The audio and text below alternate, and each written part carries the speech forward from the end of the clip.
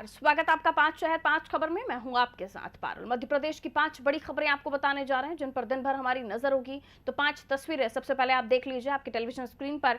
सबसे पहले खबर में बात होगी लव जिहाद कानून को लेकर मचे घमासान की। दूसरी खबर में बात मध्य प्रदेश युवा कांग्रेस अध्यक्ष के चुनाव को लेकर कांग्रेस में हो रहे मंथन की। तीसरी खबर में बात करेंगे कंप्यूटर बाबा और हिस्ट्री शीटर के कनेक्शन को लेकर।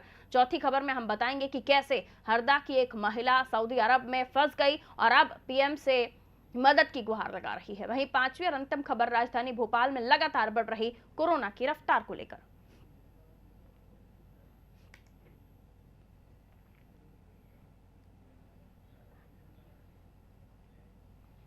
मध्य प्रदेश में उपचुनाव के बाद अब लव जिहाद और धर्म स्वतंत्र कानून को लेकर राजनीति शुरू हो गई है। जहां एक तरफ प्रदेश के गृह मंत्री नरोत्तम मिश्रा ने मध्य प्रदेश में धर्म स्वतंत्र और लव जिहाद के लिए कानून बनाने की बात कही, साथ ही कहा कि लव जिहाद के खिलाफ आगामी विधानसभा सत्र में विधेयक लाया जाएगा। साथ ही मंत्री ने कहा कानून में परिजनों को शिकायत करना अनिवार्य होगा और दोषी को 5 साल का कठोर कारावास होगा। अपराध गैर जमानती होगा। वहीं धर्मांतरण कराए जाने पर जेल होने की बात भी डॉक्टर नरोत्तम मिश्रा ने बताई। तो मंत्री के बयान पर कांग्रेस सरकार में मंत्री रहे पीसी शर्मा और कांग्रेस युवा मोर्चा के प्रदेश अध्यक्ष कुणाल चौधरी ने निशाना साधा। पीसी शर्मा ने कहा लव दुनिया का एक ऐसा शब्द है जो सभी कानूनों से परे है। बीजेपी के नेता काफी दिनों से बोल रहे हैं जो कानून बनाना है विधानसभा में लेकर आए, गुणदोष के आधार पर बातचीत होगी। कुणाल चौधरी ने कहा प्रदेश सरकार महिलाओं की सुरक्षा के लाख दावे करे, लेकिन इसके बावजूद मध्य प्रदेश में इनकी सरकार में 46,000 से ज्यादा महिला अपराध हुए। मध्य प्रदेश सरकार महिला अपराधों को लेकर सख्त कानून बनाने की प्रक्रिया करे और गृह मंत्री इस पर जवाब दे। शब्द बहुत तेजी से चल रहा है जिसको आपकी भाषा में लव जिहाद कहते हैं। जी हमारा धर्म स्वातंत्र मध्य प्रदेश धर्म स्वातंत्र विधेयक अब 2020 की हम तैयारी कर रहे हैं विधानसभा में लाने की, और इसमें हम तय कर रहे हैं कि जो प्रलोभन और बहकावा, फ्रॉड, बलपूर्वक शादी और धर्मांतरण कराने पर 5 साल का कठोर कारावास इस अधिनियम में हम रख रहे हैं। इस अधिनियम में अभी यह भी प्रस्तावित कर रहे हैं, ये परमार्जित होगा, विधानसभा में जाएगा कि यह अपराध संज्ञेय, कॉग्निजेबल तथा गैर जमानती इसे घोषित करें। इसी तरह से प्रलोभन, बलपूर्वक, फ्रॉड तथा बहकावे में धर्मांतरण के लिए किए गए विवाह को नल एंड वॉइड घोषित किए जाने का भी प्रावधान इसमें हम कर रहे हैं।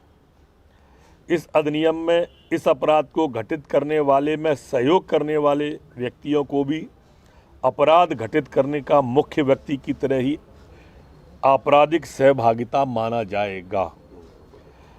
अधिनियम में कार्रवाई के लिए धर्मांतरण के लिए बाध्य किए गए व्यक्ति अथवा उसके माता पिता, भाई बहन को शिकायत करना आवश्यक होगा।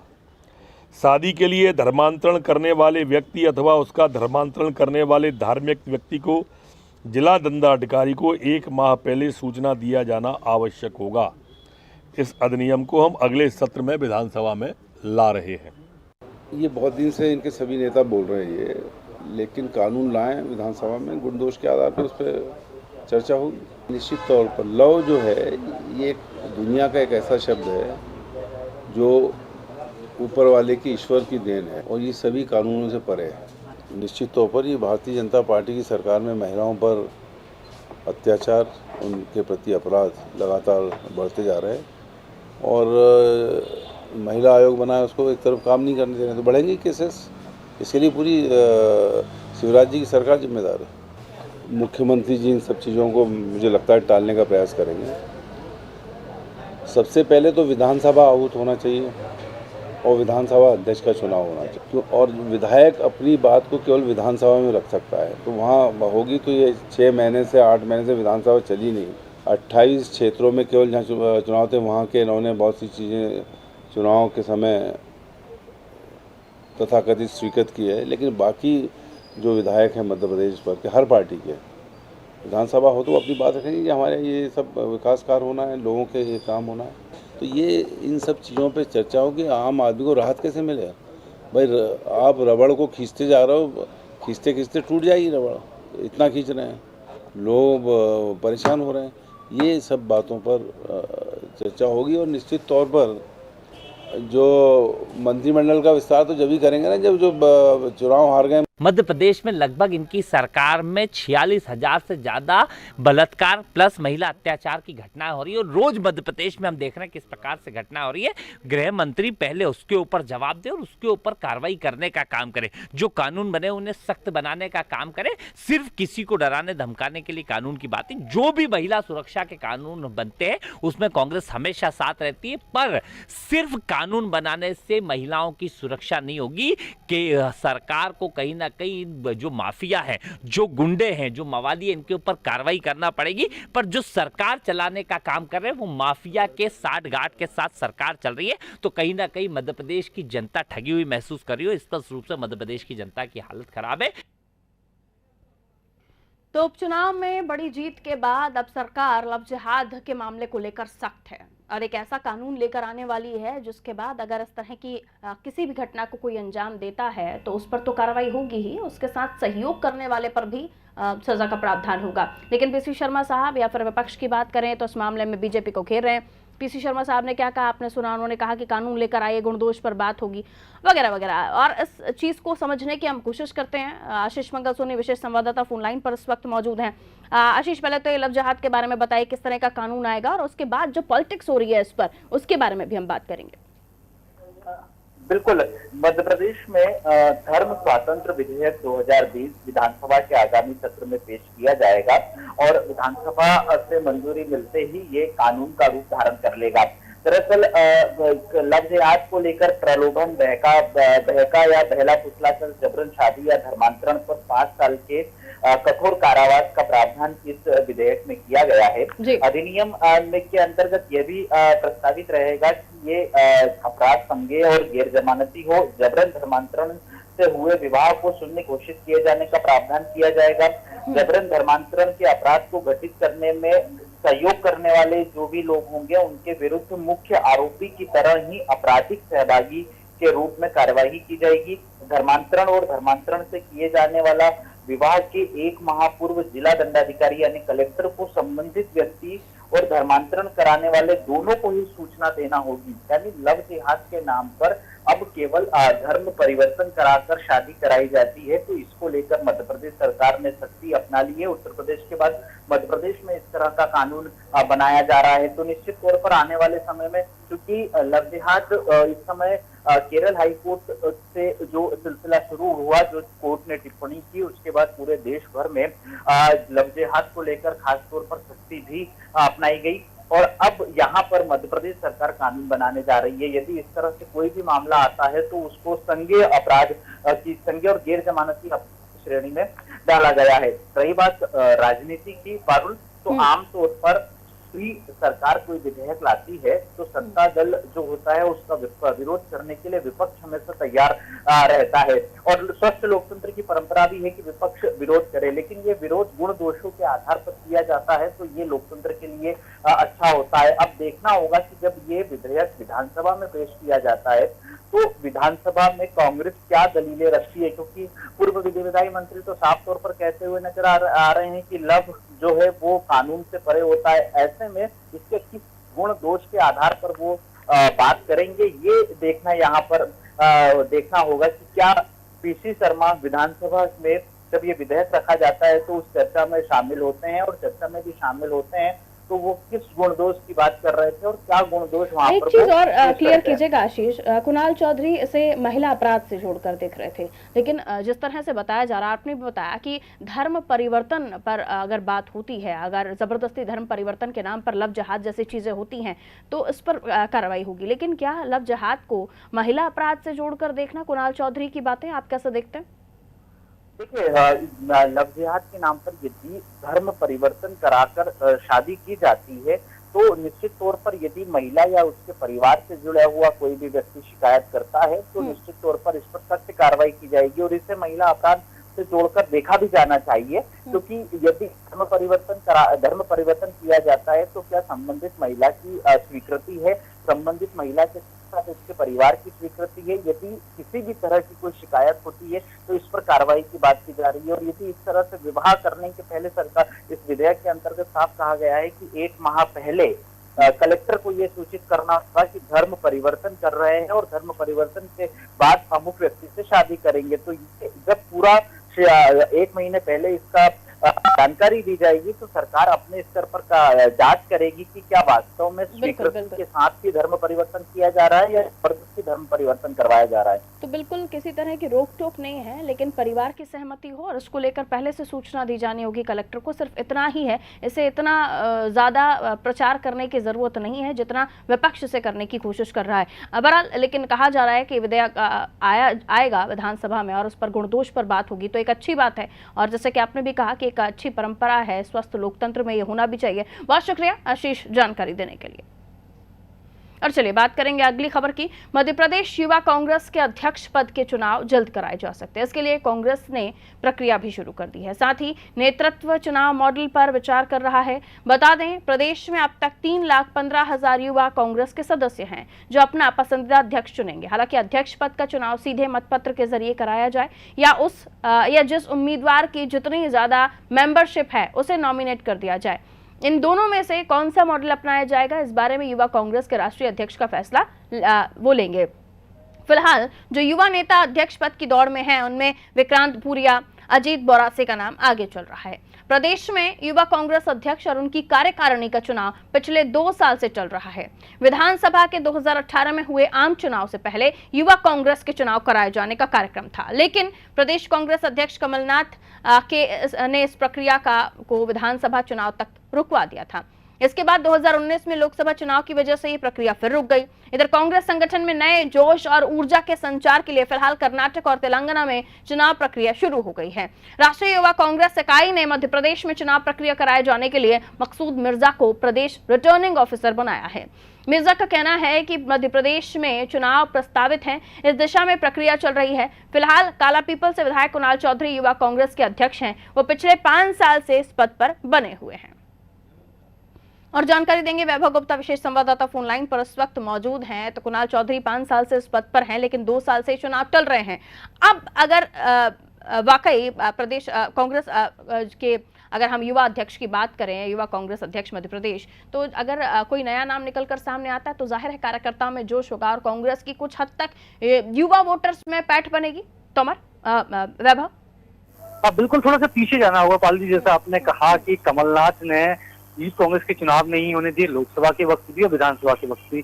परिणाम क्या है? तो कमलनाथ सोच रहे थे कि अगर चुनाव कराए जाते हैं, किसी दूसरे को अध्यक्ष बनाया जाता है तो कहीं ऐसा ना हो गुटबाजी कांग्रेस में पनप जाए। गुटबाजी लोकसभा के चुनाव में भी देखने को मिला। जिस तरह से विधानसभा के चुनाव हुए मध्य प्रदेश में 28 सीटों पर और कांग्रेस का किस तरीके से हर्ष हुआ, तो अब कांग्रेस ने अपने संगठन में बड़े बदलाव करने की तैयारी शुरू कर ली है। सबसे महत्वपूर्ण है युवा कांग्रेस।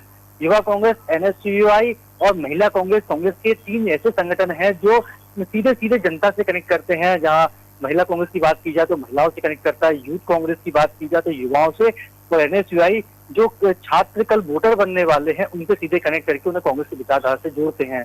तो 2 नाम सामने आ रहे हैं युवा कांग्रेस के अध्यक्ष पद के लिए, वो है अजीत बोरासी और विक्रांत भूरिया। ये दोनों ही नेता पुत्र हैं, तो मतलब कांग्रेस अभी भी नेता पुत्रों की छवि से बाहर नहीं आ पा रही है। आप संगठन में फेरबदल करने की कोशिश कर रहे हैं, अच्छी बात है। युवा कांग्रेस के जो अध्यक्ष हैं कुणाल चौधरी विधायक बन चुके हैं, 2 साल का करीबन उनका वक्त बीत भी चुका। 2 साल में आप युवा कांग्रेस के चुनाव नहीं करा पाए। दूसरे राज्यों में कांग्रेस थोड़ी सी इन जो संगठन के चुनाव होते हैं उससे आगे बढ़ रही है, लेकिन मध्य प्रदेश में हालात जस के तस हैं। सबसे कुछ दिवाली के पहले कमलनाथ दिल्ली गए थे, दिल्ली में उन्होंने सोनिया गांधी से मुलाकात की, हार के कारणों पर एक रिपोर्ट बनाई, रिपोर्ट सौंपी। अब सोनिया गांधी ने कमलनाथ को फ्री हैंड दिया है कि आप अपने स्तर पर मध्य प्रदेश के कांग्रेस के संगठन में फेरबदल कर सकते हैं, बदलाव कर सकते हैं। तो तभी से ये बात सामने आ रही है कि सबसे पहले NSUI, युवा कांग्रेस और महिला कांग्रेस के जो प्रदेश अध्यक्ष है उनको बदला जाएगा। युवा कांग्रेस का जो चुनाव होगा उसमें 3,20,000 करीबन युवा कांग्रेस के जो कार्यकर्ता हैं वो मतदान करेंगे और निष्पक्ष प्रणाली के तहत अध्यक्ष पद का चुनाव करेंगे। लेकिन बेहद महत्वपूर्ण है विक्रांत भूरिया और अजीत बुरासी के नाम सामने आए हैं। ऐसे में एक फिर एक बार सर्वमान्य नेता, क्या कांग्रेस किसी नए कार्यकर्ता पर, नए युवा पर दाव लगाएगी, ये बेहद महत्वपूर्ण है। आपको तैयारी अब 2023 की करनी है। 3 साल का वक्त है कांग्रेस के पास, कमलनाथ के पास, कि संगठन में फेवरल कर सकते हैं। और यहाँ पर एक बात और भी सामने आई कि कांग्रेस के नेतृत्व में भी मध्य प्रदेश में परिवर्तन किया जा सकता है। अगर नेतृत्व में ही परिवर्तन हो गया तो फिर जो बदलाव किए जाएंगे उसका क्या असर होगा। तो सवाल बहुत सारे हैं जिनके जवाब इस वक्त कांग्रेस में किसी एक नेता के पास नहीं है। क्योंकि हमने देखा कि कुछ समय पहले बात चल रही थी कि अजय सिंह को बनाया जा सकता है प्रदेश अध्यक्ष, गोविंद सिंह, उमा और उमंग सिंगार, ये सभी नाम चल रहे थे। तो प्रदेश नेतृत्व में ही स्पष्ट नहीं है कि अगला प्रदेश अध्यक्ष कौन होगा। कमलनाथ प्रदेश अध्यक्ष की जिम्मेदारी नहीं संभालते हैं तो। और ऐसे में यूथ कांग्रेस, एनएसयूआई और महिला कांग्रेस के जो लंबे समय से प्रदेश अध्यक्ष बने हुए, उनकी कार्यप्रणाली पर भी सवाल खड़े हो रहे हैं कि जब वो काम नहीं कर रहे थे तो फिर उनको इतना लंबा कार्यकाल क्यों दिया गया। बिल्कुल, बहुत शुक्रिया वैभव जानकारी के लिए। तो पहले तो देर से आए, यानी काफ़ी समय पहले ही ये चुनाव हो जाने चाहिए थे, तो शायद जो उपचुनाव में हालात हुए या फिर लोकसभा चुनाव में कांग्रेस की हार हुई वो शायद नहीं होती, क्योंकि लोकसभा पहले से ही जो बदलाव होने थे वो प्रस्तावित थे। लेकिन अब देर आए दुरुस्त आए। अब ऐसे में भी नेता पुत्रों का नाम उभर कर सामने आ रहा है, तो क्या कोई नई पौध को जन्म ही नहीं देना चाहती कांग्रेस? सवाल कई सारे वैभव ने भी रखे। चलिए आगे बढ़ते हैं। इंदौर प्रशासन कंप्यूटर बाबा के बाद उनके कथित सहयोगी और हिस्ट्री शीटर रमेश तोमर के अवैध निर्माणों पर कार्रवाई करना शुरू कर रही है। मंगलवार को पुलिस प्रशासन ने नगर निगम के साथ मिलकर चाकूबाजी, लूटपाट सहित अन्य अपराध करने वाले गुंडे बदमाशों के मकानों को ध्वस्त करने की कार्रवाई शुरू की। निगम की टीम पुलिस के साथ 5 जेसीबी लेकर रमेश के आजाद नगर क्षेत्र के इदरीस नगर में पहुंची और कार्रवाई को अंजाम दिया। आपको बता दें, बाबा के आश्रम में अवैध निर्माण तोड़ने के कारण मिली इनोवा गाड़ी तोमर के नाम पर है। कहा जाता है कि बाबा इस गाड़ी को इस्तेमाल करते थे और वहीं से बाबा और हिस्ट्री शीटर तोमर की लिंक मिली थी। इतना ही नहीं, तोमर पर संयोगितागंज थाने में 20 से ज्यादा केसेस भी दर्ज हैं। सूत्रों से मिली जानकारी के अनुसार बाबा के मामले में मूसाखेड़ी रमेश तोमर ने जमानत दिए जाने के लिए 5 लाख की बैंक गारंटी दी जा रही थी, लेकिन बाद में एसडीएम कोर्ट ही नहीं पहुंचे और इसकी सूचना वकील ने एसडीएम कोर्ट को दी। बाद में बाबा की गारंटी देने वाला कोई जमानतदार सामने नहीं आने के चलते एसडीएम कोर्ट ने आवेदन खारिज कर दिया था। कंप्यूटर बाबा का करीबी रमेश तोमर जमीन के खेल में जादूगर निकला। रमेश ने पार्क की जमीन पर कब्जा कर 3 अवैध मोबाइल टावर खड़े करवा दिए। इसके अलावा उसने अलग अलग जगहों पर छोटे बड़े 5 मकान बना दिए, जिन पर भी नगर निगम और पुलिस प्रशासन की अब कार्रवाई हो रही है। कार्रवाई हो रही है। इसका लिंक कंप्यूटर बाबा नामदेव दास त्यागी का जो अतिक्रमण हटाया गया तो वहाँ पे एक इनोवा क्रिस्टा गाड़ी जब्त हुई थी। उस गाड़ी की डिटेल्स निकालने पे ये पाया गया कि ये रमेश तोमर नाम के व्यक्ति पर ये गाड़ी दर्ज थी। जब उनके एंटीसीडेंट्स खंगाले गए तो ये पता चला कि इनके द्वारा अवैध निर्माण भी किए गए और बगीचे में अवैध टावर भी बनाए गए। इनके खिलाफ 19-20 आपराधिक प्रकरण दर्ज हैं, जिसमें बलवा करना, धमकी देना, हत्या की धमकी देना, फर्जी दस्तावेज बनाना गंभीर मामले हैं। इसको दृष्टिगत रखते हुए नगर निगम, पुलिस एवं जिला प्रशासन की टीम कलेक्टर महोदय के निर्देशन में आज इस कार्रवाई को हमने अंजाम दिया है। और आगामी समय में भी आप ये देखेंगे कि जो गुंडा तत्व हैं, जो आतंक समाज में फैला रहे हैं, उनकी परिसंपत्तियों को चिन्हित किया जाएगा और यदि अवैध निर्माण या अवैध कब्जे पाए जाएंगे तो ड्यू प्रोसेस और लॉ में उनको सुनवाई करते हुए उनके खिलाफ कड़ी से कड़ी कार्रवाई की जाएगी। सर, कुल कितने मकान तोड़ और ये जो आपराधिक प्रकरण दर्ज? मकान चिन्हित किए थे यहाँ पे और एक गार्डन की जगह है उसको कवर कर लिया था, एक और प्लॉट है उसको कवर किया, तो 7 थे टोटल तो आज चिन्हित किए गए थे। पूरा से एक मकान पे हाईकोर्ट माननीय उच्च न्यायालय का स्टे है कि उसको अभी छोड़ा है, उसकी 2-1 दिन में कार्रवाई पूरी करके जैसा भी निर्देश आ गया। कुछ नहीं, कोई परमिशन नहीं, कोई रजिस्ट्री नहीं है, सारे लीगली है। उनकी एक्टिविटी अच्छी नहीं थी, सामाजिक उनका माहौल भी खराब है यहाँ पर, पूरा व्यक्तित्व बहुत वैसा है जनता को। तो अतिक्रमण सिर्फ इंदौर में ही नहीं है, मध्य प्रदेश में कई जगहों पर है। लेकिन इंदौर की अगर हम बात करें तो अतिक्रमण को हटाने की कार्रवाई और बड़े पैमाने पर जीतू सोनी से शुरू हुई थी। अब कंप्यूटर बाबा का एक अलग एंगल है कि उनके जो ठिकाने हैं, जो अवैध तरीके से जिस पर निर्माण हुआ, वो तोड़ना शुरू हुए। अब लिंक निकले हैं तो उन पर भी कार्रवाई होगी। तोमर साहब, जिनकी गाड़ी लग्जरी गाड़ी उन्होंने कंप्यूटर बाबा को दी थी, वो उपयोग कर रहे थे, बाद में जब खोजा गया तो तोमर साहब के ऊपर ही कई केसेस हैं। तो क्रिमिनल लोगों से जुड़ाव कंप्यूटर बाबा का अब निकलकर सामने आने लगा और ये बताता है कि कंप्यूटर बाबा को संत कहा जाए। संजय सेंगर हमारे साथ संवाददाता फोन लाइन पर इस वक्त मौजूद है इंदौर से। संजय, क्या कहेंगे कंप्यूटर बाबा के जो करीबी हैं, जो उन्हें बचाने की कोशिश कर रहे हैं, आइए अब आपकी भी जांच होगी।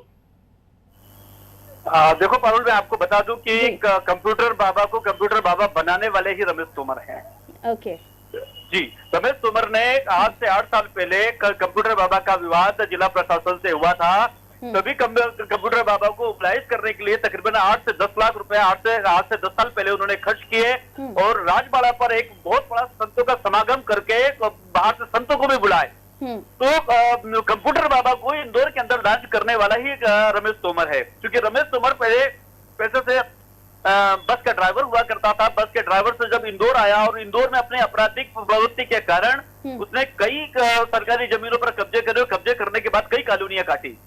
ये जो आज उस पर जो कार्रवाई, बहुत छोटी सी मामूली कार्रवाई है, उसकी कई कॉलोनियां हैं और कई कॉलोनियों का मालिक है रमेश तोमर। पारुल, बिल्कुल, यानी अभी और छानबीन करना होगी प्रशासन को, तंत्र को, ताकि रमेश तोमर के और भी ठिकाने जो कि अवैध निर्माण है, आपने बताया, और भी ऐसी कई कॉलोनीज हैं, उनका पता किया जाए। बहुत शुक्रिया संजय जानकारी देने के लिए। तो कंप्यूटर बाबा को बनाने वाला रमेश तोमर, अब रमेश तोमर के ठिकानों पर हो रही है कार्रवाई, जो अवैध तरीके से उसने निर्माण किए, और अभी तो ये शुरुआत है, ये समझिए, और कई ऐसी कॉलोनीज हैं जो अवैध है, जिन पर प्रशासन की नजर है, लेकिन किस तरह की कार्रवाई आगे होती है देखना होगा। अगली खबर की बात करते हैं। भारत से पैसे कमाने सऊदी अरब गए लोग अक्सर वहां के कानूनी फंदे में फंस जाते हैं। विदेशी लोगों के लिए सऊदी अरब का कानून और भी ज्यादा मुश्किलें खड़ी करता है। ऐसे ही मामले में मध्य प्रदेश की एक महिला बुरी तरह फंस गई। जी हां, हरदा की फॉरेस्ट कॉलोनी में रहने वाली रीना गहलोत एक एजेंट के झांसे में नौकरी के लिए सऊदी अरब पहुंच गई, लेकिन वहां पर अपने मालिक की प्रताड़ना से तंग आकर वो भारत वापस आना चाहती थी। जब कोई रास्ता नहीं दिखाई दिया तो महिला ने व्हाट्सएप के माध्यम से प्रधानमंत्री, जिला प्रशासन, अपने शहर के लोगों से भारत वापस आने की गुहार लगाई। 10 मिनट के वीडियो में महिला ने अपनी आपबीती बताई है, साथ ही सिकंदर नाम के व्यक्ति पर गंभीर आरोप लगाए हैं। इतना ही नहीं, रीना ने ट्वीट कर पीएम मोदी से घर वापसी के लिए मदद करने की गुहार लगाई और कहा कि अगर मुझे जल्द से जल्द यहाँ से नहीं निकाला गया तो वो एक जिंदा लाश बनकर रह जाएगी। सिकंदर है और साथ में उसकी वाइफ है। उसके साथ भी मैंने बात की, विदेशों के बारे में पूछा, तो उसने मुझे सऊदी में जॉब के लिए बोला है, जो कि बहुत अच्छी खासी सैलरी है करके मुझे बोला है, हाउसमेड में। उसने मुझे बहुत सारे प्रलोभन दिए मुझे, जो कि वो चेन्नई का है, इसीलिए मुझे चेन्नई बुला लिया। सिकंदर को एजेंट समझती थी, बट सिकंदर एजेंट नहीं था। मतलूब नाम का व्यक्ति था, जो कि एयरपोर्ट में आया था मेरा पासपोर्ट लेके। बहुत ज़्यादा परेशानी यहाँ पे हो रही है, टाइम से खाना नहीं, रेस्ट नहीं, कपड़े फट गए। तो अपनी पीड़ा सुना रही रीना, ये दरअसल है हरदा की रहने वाली, लेकिन एक एजेंट के झांसे में आकर काम दिलाने, नौकरी दिलाने का झूठ बोला उस एजेंट ने और रीना को सऊदी अरब भेज दिया। यहाँ उसकी हालत बहुत ख़राब है, ना उसे खाने को ढंग से मिलता है, ना रेस्ट करने के लिए उसे समय दिया जाता है, काफ़ी परेशान है। और अब अपने देश में बैठे नेताओं से या आकाओं से वो गुहार लगा रही है कि उसे बचा लिया जाए, उसे वापस बुला लिया जाए। जफर संवाददाता हमारे साथ इस वक्त फोन लाइन पर बने हैं। जफर, आखिर कैसे फंस जाती हैं ऐसी लड़कियां ऐसे लोगों के चंगुलों में? और ये तो एक रीना की कहानी है, और ना जाने कितनी रीनाएं होंगी हमारे मध्य प्रदेश में, हमारे देश में, जो ऐसे लोगों के झांसे में आ जाती हैं।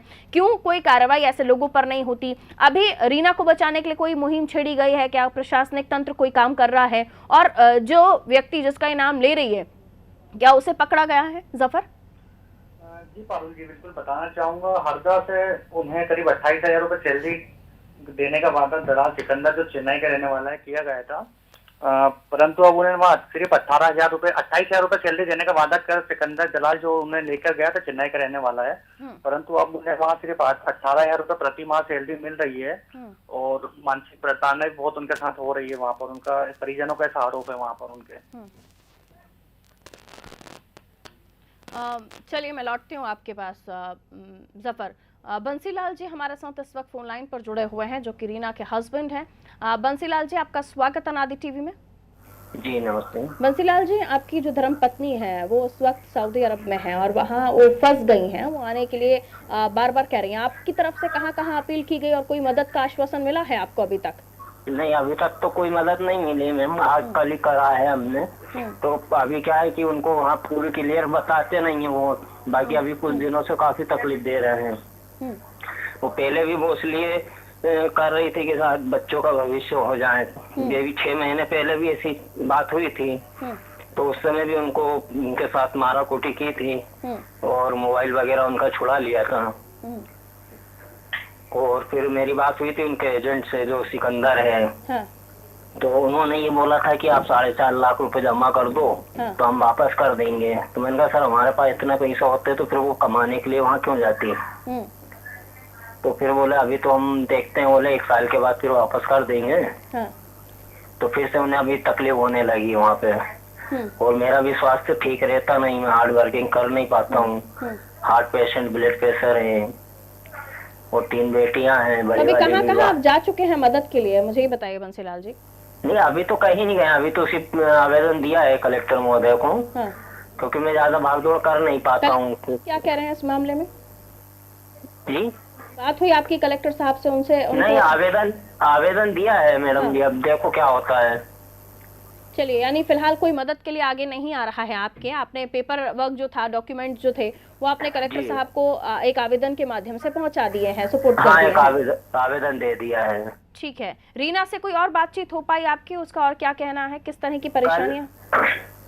कल बात हुई थी हमारी नाइट में, तो बोले ऐसी बात है, परेशान हो रही हूँ, बीमार हूँ, इलाज नहीं मिल पा रहा और पैसा भी कम मिल रहा है, और बोले तबीयत भी मेरी ठीक नहीं है और थोड़ा प्रजाति। ये जो सिकंदर नाम का एजेंट है, ये किस तरह की बातें कर लेकर गया था रीना को, और लोगों के भी संपर्क में था कि और भी ऐसी कोई युवती या महिलाएं वहां क्षेत्र में हैं जो सिकंदर के कांटेक्ट में हो और सऊदी अरब में परेशान हो? आपको कोई जानकारी इस मामले में? नहीं, वो क्या है, मेरी बात उसी समय हुई थी, उसके बाद उनका मोबाइल बंद आता है। सुन दिया है कि ये दलाल है सिकंदर जो है, इनका एक वेबसाइट बना हुआ है नेट पर, तो नेट पर सर्च किया था उन्होंने, उस पे से इनकी बात हुई थी, तो उन्होंने बोला था आप ठीक है आ जाइए, मैं आपको चलिए बंसीलाल जी, हम कोशिश करेंगे आपके लिए, रीना के लिए हम मदद की बात ऊपर तक पहुंचा सकें, लेकिन देखिए ऐसे जो लोक लुभावने वादे करने वाले एजेंट होते हैं या वेबसाइट होती हैं, वहां पर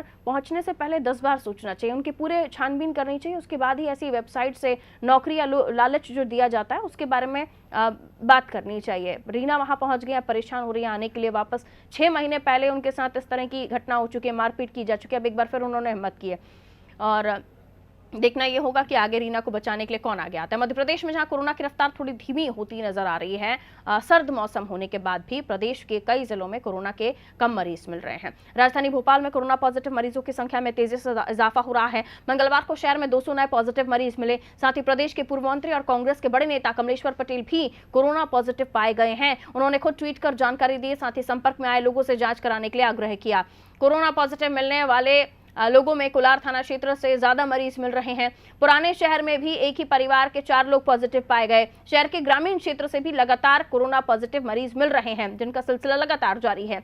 राजधानी में अब तक 28,087 लोग कोरोना से संक्रमित हो चुके हैं। 25,561 मरीज स्वस्थ होकर घर भी जा चुके हैं। कोरोना से अब तक 500 लोग अपनी जान गंवा चुके हैं। इधर 2026 मरीज ऐसे हैं जो अभी भी सक्रिय संक्रमित हैं। इनमें 50% लोग अपने ही घर पर इलाज करा रहे हैं। कोरोना की बढ़ती रफ्तार को देखते हुए प्रदेश सरकार ने संक्रमित क्षेत्रों में फीवर क्लिनिक जारी रखने का फैसला लिया है, और अब हमीदिया और टीबी अस्पताल में 600 बिस्तर खाली हो चुके हैं।